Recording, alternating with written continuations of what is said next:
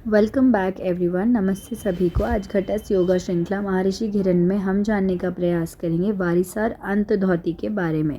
वारिसार अंतर्ध्वति के बारे में जानने से पहले यह जानना आवश्यक है कि हमारे पेट और आंतों की रचना कैसी है। हमारा पेट और हमारी आंतें चिकना नहीं होते। आंत की बनावट केंचुओं की भांति होती है। केंचुओं के शरीर में अनेक मांसपेशियां होती हैं, विशेषकर वृत्त के आकार की गोल गोल मांसपेशियां होती हैं। केंचुआ जिस प्रकार से चलता है वह भी हमने देखा ही है। वह सरकते हुए चलता है, अर्थात वह आगे बढ़ने के लिए उन मांसपेशियों का प्रयोग करता है। ठीक उसी प्रकार हमारी आंतें भी हैं। आंत चिकनी मांसपेशियां नहीं है और ना ही हमारा पेट चिकना है। उसमें भी बहुत सी परतें हैं। संकुचन यानी कि कंस्ट्रिक्शन के कारण एक मांसपेशी दूसरी के ऊपर चढ़ी रहती है और इस प्रकार वे उभरी हुई परतों के रूप में रहती हैं।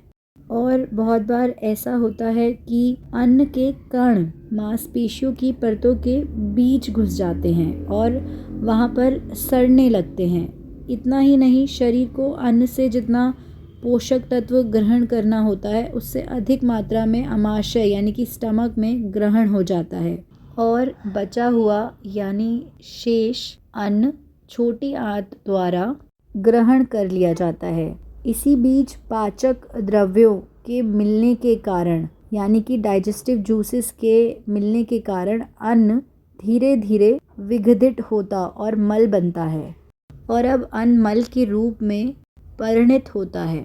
तब हमारे पेट में जितने अतिरिक्त पाचक द्रव्य रहते हैं, डाइजेस्टिव जूसेस रहते हैं, वे उस मल के साथ मिल जाते हैं। वह मल भी आंतों में बहुत जगह फंस जाता है और वहीं पर सड़ता रहता है। हमारे जन्म के समय से आज तक हमने अपनी आंतों को साफ नहीं किया है। दिन में 2-4 लीटर पानी पीने के बाद भी पेट और आंतों की सफाई नहीं होती, क्योंकि पानी तो आंत से होकर वृक्क की ओर चला जाता है, मल द्वार से नहीं निकलता। पानी तो यूरिन के रूप में निकलता है। इस प्रकार जन्म से आज तक हमने पेट और आंतों की सफाई नहीं की है। आंत की लंबाई भी बहुत होती है। शरीर शास्त्री कहते हैं कि हमारी आंत लगभग 22 फुट लंबी है, जो सिकुड़ सिमट कर उतने ही क्षेत्र में दबी है।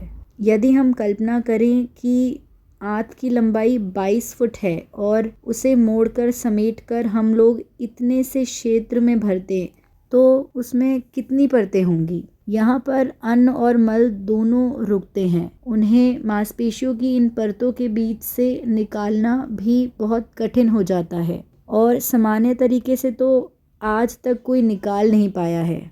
और इसका उपाय योग में बतलाया गया है कि पानी के माध्यम से पेट और आंत की सफाई हो सकती है। जब मल या सड़े हुए अन्न कण हमारे पेट में मांसपेशियों की परतों के बीच चिपके रहते हैं, तब वहाँ पर सड़न होने लगती है। मांसपेशियाँ कमज़ोर पड़ जाती हैं। मांसपेशियों की जितनी नलिकाएं हैं वे भी प्रभावित होने लगती हैं। जो रक्त वहाँ से बहता है वह भी दूषित होने लगता है, क्योंकि उस पर विष का प्रभाव पड़ता है। हमारे पेट में जो द्रव्य या हॉर्मोन्स हैं वे साधारण नहीं हैं, वे बहुत ही शक्तिशाली हैं। पित्त का ही उदाहरण ले। जब किसी को पित्त की शिकायत होती है तब उसकी छाती और गले में भयंकर जलन होने लगती है।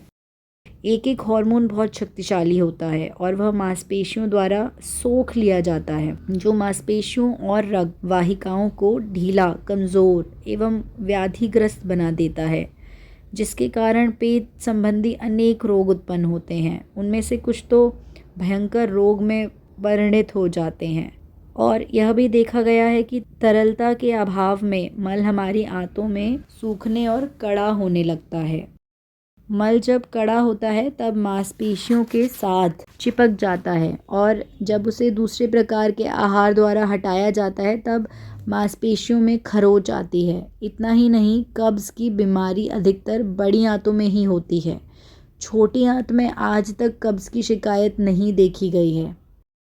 अब कल एक दृष्टांत के बारे में भी जानेंगे, यह बतलाने के लिए कि कब्ज़ की शिकायत पेट में नहीं होती, छोटी आंत में भी नहीं होती, बड़ी आंत में होती है और उसे वारिसार अंत धौती क्रिया से ठीक करना बहुत ही सरल है। यहाँ तक सुनने के लिए धन्यवाद। अब कल जारी रखेंगे।